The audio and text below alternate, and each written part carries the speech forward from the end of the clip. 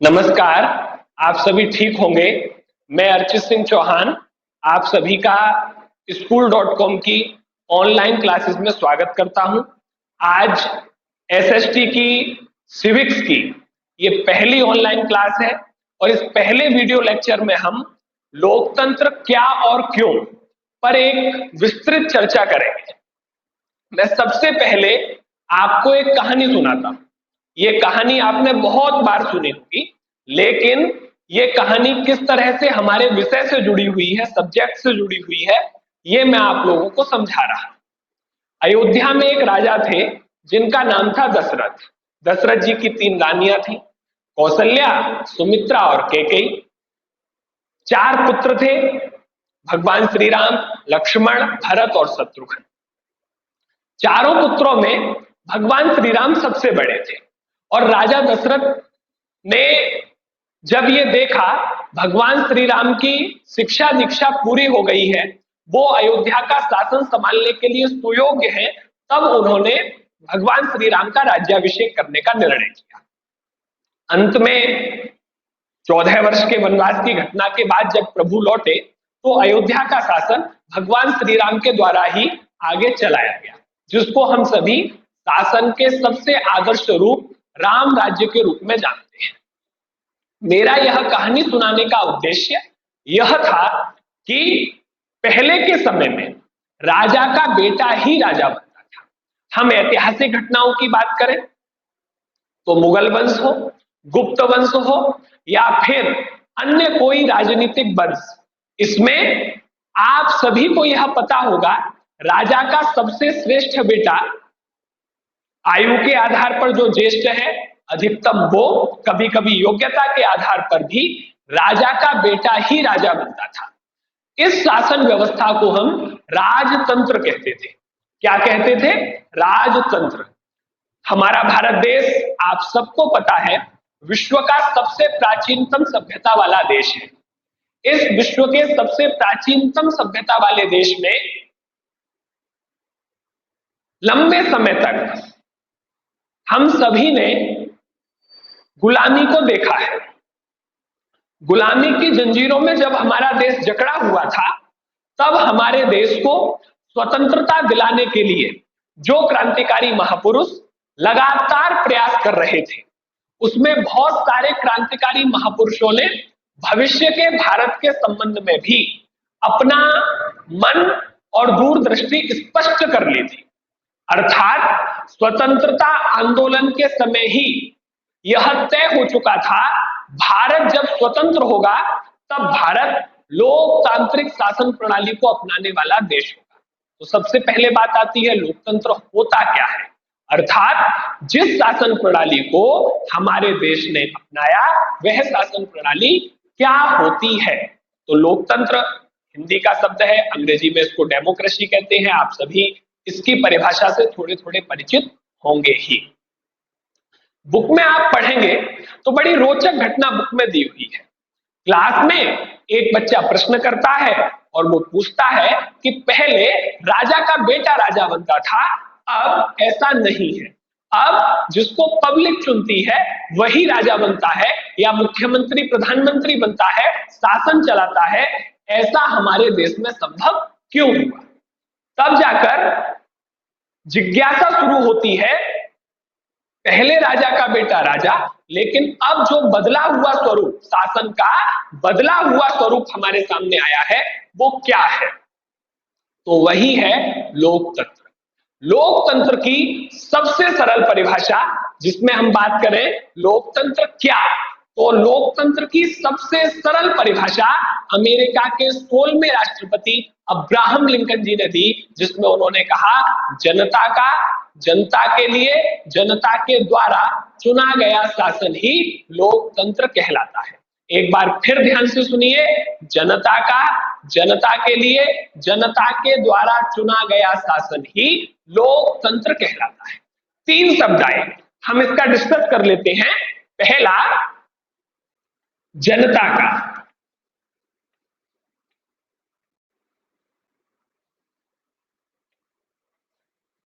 दूसरा जनता के लिए, तीसरा, जनता के द्वारा।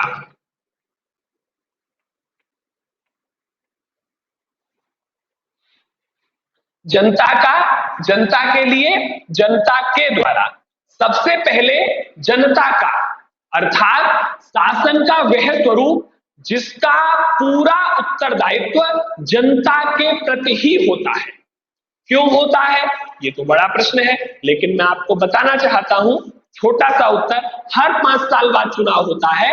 अगर कोई ये सोचे कि 5 साल बाद भी बिना कोई काम किए जनता को मूर्ख बनाकर हम दोबारा से शासन में आ जाएंगे, तो ये मूर्खता है। क्योंकि भारत के संबंध में ये हम सबको भली भांति पता होना चाहिए कि भारत का लोकतंत्र, इंडिया की डेमोक्रेसी स्वतंत्रता से लेकर अब तक लगातार मैच्योर हुई है, परिपक्व हुई है। जनता का, जनता के लिए, अर्थात जनता के प्रति पूरी तरह से उत्तरदायी, जनता के प्रति पूरी तरह से जवाबदेह, जनता के लिए माने जो जनता के लिए ही है, जिसका एकमात्र उद्देश्य जन कल्याण ही है, पब्लिक सर्विस ही जिसका एकमात्र उद्देश्य है, जनता के द्वारा, और जो जनता के द्वारा ही चुना जाता है, अर्थात जनता के द्वारा अपने स्वयं के लिए ही अपना जो शासन है वो लोकतंत्र कहलाता है। ये लोकतंत्र की सबसे सरल परिभाषा है। कुछ और परिभाषाएं भी हैं, हम डिस्कस कर लेते हैं। जैसा, ऐसा, जैसे, ऐसी शासन प्रणाली जिसमें जनता के द्वारा चुने गए प्रतिनिधि ही शासन करते हैं। एक और परिभाषा है जिसमें जनता के द्वारा चुने गए प्रतिनिधि ही शासन के सर्वोच्च निर्णय लेने के लिए अधिकृत होते हैं। ऐसी विभिन्न विभिन्न परिभाषाएं हैं, लेकिन लोकतंत्र की सबसे सामान्य परिभाषा है वो यही है, जनता का, जनता के लिए, जनता के द्वारा चुना गया शासन। आप सब लोग इस परिभाषा को बहुत अच्छी तरह समझ गए होंगे। अब बात आती है, भारत ने लोकतंत्र को अपनाया क्यों? क्या लोकतंत्र इतना विशेषताओं वाला शासन था? तो हाँ, लोकतंत्र विशेषताओं वाला ही शासन था।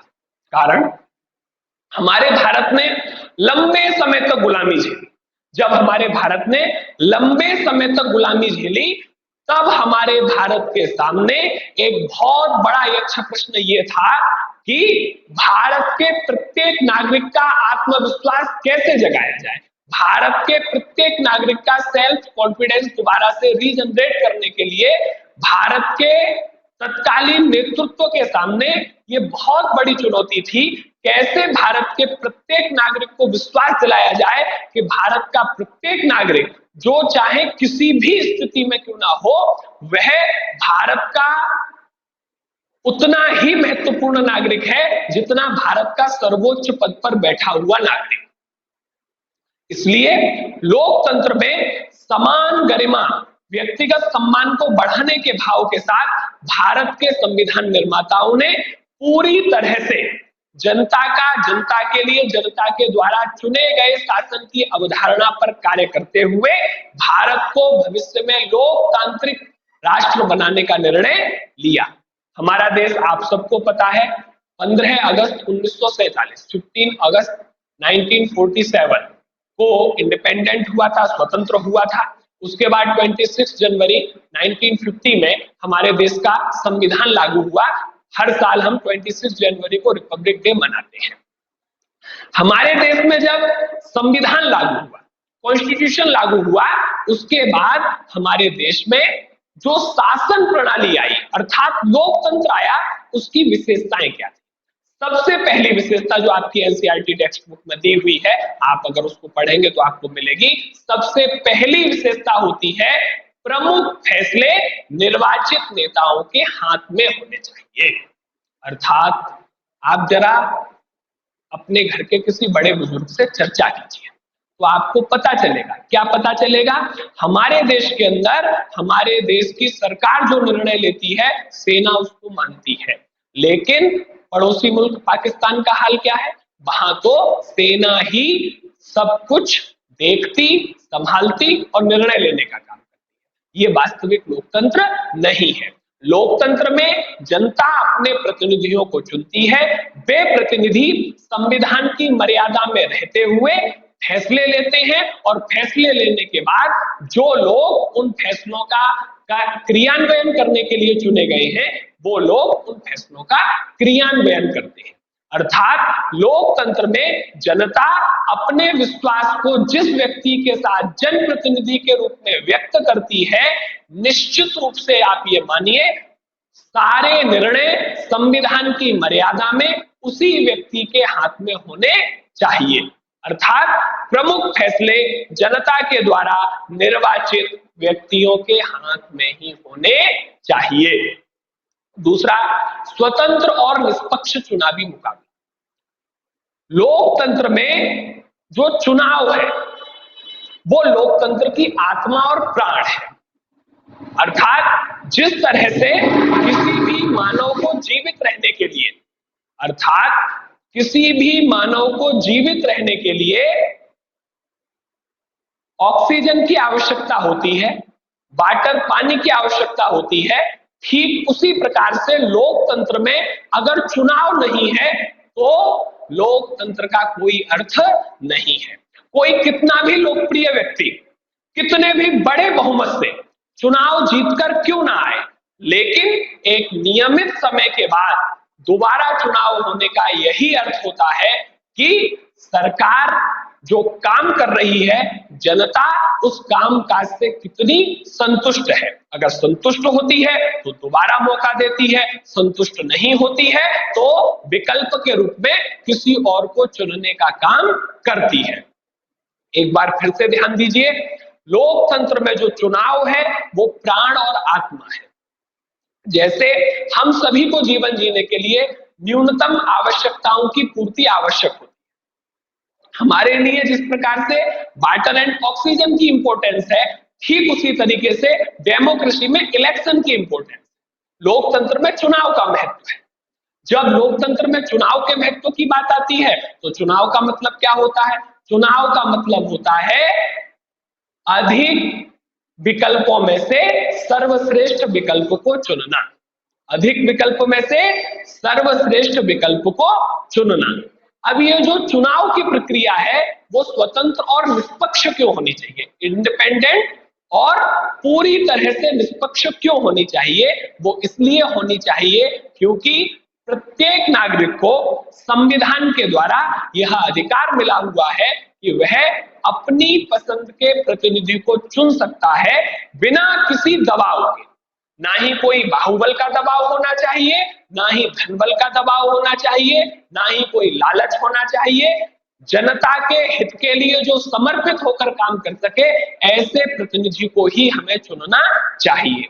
आप लोगों ने पहले सुना होगा, आप अपने घर के बड़े बुजुर्गों से चर्चा करेंगे तो आपको पता चलेगा, पहले मत पत्रों पे चुनाव होता था, बैलेट पेपर पर पेटी की पेटी गायब कर दी जाती थी।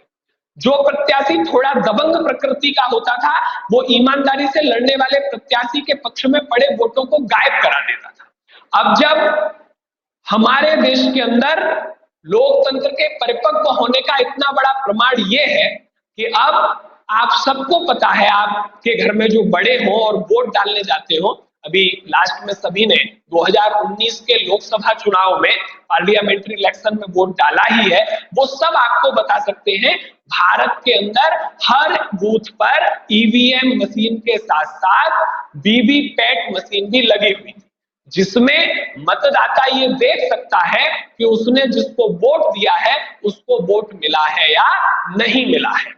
इस प्रकार से स्वतंत्र और निष्पक्ष चुनावी मुकाबला बहुत ज्यादा आवश्यक होता है, क्योंकि लोकतंत्र में जनता के द्वारा चुना गया प्रतिनिधि ही वास्तविक प्रतिनिधि है। अगर उसका किसी भी कारणवश, चाहे दबंग प्रकृति के लोगों के द्वारा वोट चुरा लेने के कारण, किसी भी लालच में आकर, दबाव में आकर वोट दे देने के कारण दुरुपयोग होता है, तो स्वतंत्र और निष्पक्ष चुनावी मुकाबले की शर्त पर बड़ा प्रश्न चिन्ह, क्वेश्चन मार्क लग जाता है। इसके आगे विशेषता है एक व्यक्ति एक वोट। एक व्यक्ति एक वोट का अर्थ क्या है? हमारे देश के अंदर 18 वर्ष की जिसकी भी आयु है, वो चाहे किसी भी जाति का हो, किसी भी धर्म को मानने वाला हो, किसी भी लिंग का हो, चाहे उसकी आर्थिक स्थिति कैसी भी हो, केवल वो भारतीय नागरिक हो, 18 वर्ष की आयु पूरी कर चुका हो, साथ ही साथ मानसिक रूप से स्वस्थ हो, ऐसे व्यक्ति को वोट देने का अधिकार दिया गया है। हमारे देश के अंदर ये व्यवस्था नहीं की गई है कि कोई आर्थिक आधार पर बहुत ज्यादा संपन्न है तो वो क्या कर सकता है, उसके वोट को, एक वोट को 10 के बराबर कर सकता है। नहीं, हमारे देश के अंदर प्रत्येक वह भारतीय नागरिक जिसने 18 वर्ष की उम्र पूरी की है, बिना किसी भेदभाव के उसको मताधिकार मिला हुआ है। और एक व्यक्ति एक वोट की जो भावना है वो समानता, इक्वलिटी के प्रिंसिपल पर आधारित है, समानता को आगे बढ़ाने वाली भावना है। इसके बाद हम बात करते हैं अंतिम विशेषता की, कानून का राज। लोकतंत्र में क्या जिन जनप्रतिनिधियों को हम वोट देकर चुन लेंगे वो निरंकुश हो जाएंगे? नहीं, बल्कि संविधान की मर्यादा में रहते हुए ही वो काम कर सकते हैं। कॉन्स्टिट्यूशन का पालन करना ये उनकी रिस्पॉन्सिबिलिटी है, ये उनकी जिम्मेदारी है। जब तक वो कॉन्स्टिट्यूशन का पालन कर रहे होते हैं तब तक वो डेमोक्रेटिक प्रिंसिपल्स के आधार पर काम कर रहे होते हैं। अगर वो कॉन्स्टिट्यूशन का पालन नहीं कर रहे होते हैं तो वो डेमोक्रेटिक प्रिंसिपल्स के खिलाफ होते हैं। अगले आने वाले इलेक्शंस में पब्लिक उनको हरा भी सकती है। ये हम सभी को ध्यान रखना चाहिए। लोकतंत्र की विशेषता में संविधान के द्वारा निर्धारित नियमों के आधार पर शासन करना शामिल है। साथ ही साथ हमारे देश के संविधान में, आप सबको पता होगा, हमारे देश के संविधान में प्रत्येक भारतीय नागरिक को बिना किसी भेदभाव के फंडामेंटल राइट्स मिले हुए हैं। फंडामेंटल राइट्स मौलिक अधिकार जिनका संरक्षण कोर्ट करता है, न्यायालय करता है। वो फंडामेंटल राइट्स प्रत्येक व्यक्ति को इक्वल बनाते हैं, शिक्षा का अधिकार देते हैं, धार्मिक स्वतंत्रता का अधिकार देते हैं, शोषण के विरुद्ध अधिकार देते हैं। इस प्रकार से किस तरह से प्रत्येक भारतीय नागरिक भारत में स्वयं को समान अनुभव करे, अपने महत्व को पूर्ण रूप से अनुभव कर सके, हमारे देश के संविधान में ऐसी व्यवस्था की गई है। अब मैं आपसे केवल एक सिंगल प्रश्न पूछता हूं, आप जरा इमेजिन कीजिए कि हमारे देश के अंदर अगर डेमोक्रेसी नहीं होती, लोकतंत्र नहीं होता, तो क्या इस तरीके की कॉन्स्टिट्यूशन वैल्यूज हमारे देश के अंदर होती? हमारे देश के अंदर प्रत्येक व्यक्ति को इस तरह के राइट मिले होते? नहीं मिले होते। तो इस प्रकार से हमारे देश ने लोकतांत्रिक शासन प्रणाली को अपनाकर देश के प्रत्येक नागरिक को गर्व, गौरव और सम्मान के साथ जीवन यापन करने की समान संभावनाएं दी है। इसीलिए आज विश्व के 100 से अधिक देशों ने शासन प्रणाली के रूप में लोकतंत्र को अपनाया है। लास्ट में हम सभी आज जो हमने वीडियो लेक्चर में पढ़ा उसकी समरी पर ध्यान देते हैं। लोकतंत्र क्या है? जनता का, जनता के लिए, जनता के द्वारा चुना गया शासन लोकतंत्र कहलाता है। लोकतंत्र बहुत सारी विशेषताओं से युक्त है। भारत का लोकतंत्र स्वतंत्रता के बाद लगातार मैच्योर हुआ है, परिपक्व हुआ है। देश के अंदर जनता अपने प्रतिनिधि के रूप में जिसको चुनती है वह अपनी रिस्पॉन्सिबिलिटी कॉन्स्टिट्यूशन के आधार पर पूरी तरह से पालन करता है। साथ ही साथ जनता अपने प्रतिनिधियों को चुनाव के माध्यम से बदल भी सकती है, कंटिन्यू भी रख सकती है। आप सभी इन प्रक्रियाओं के बारे में अपने घर के किसी भी बड़े बुजुर्ग से बहुत आसानी से बिना किताब के भी जान सकते हैं। जिनके पास एनसीईआरटी टेक्स्ट बुक है वो इसको पढ़ सकते हैं, नोट्स बना सकते हैं। आपका कोई भी डाउट हो आप हमसे पूछ सकते हैं, आपके डाउट, आपकी प्रॉब्लम का हम सॉल्यूशन करेंगे। साथ ही साथ आपको वीडियो लेक्चर अच्छा लगा होगा। धन्यवाद।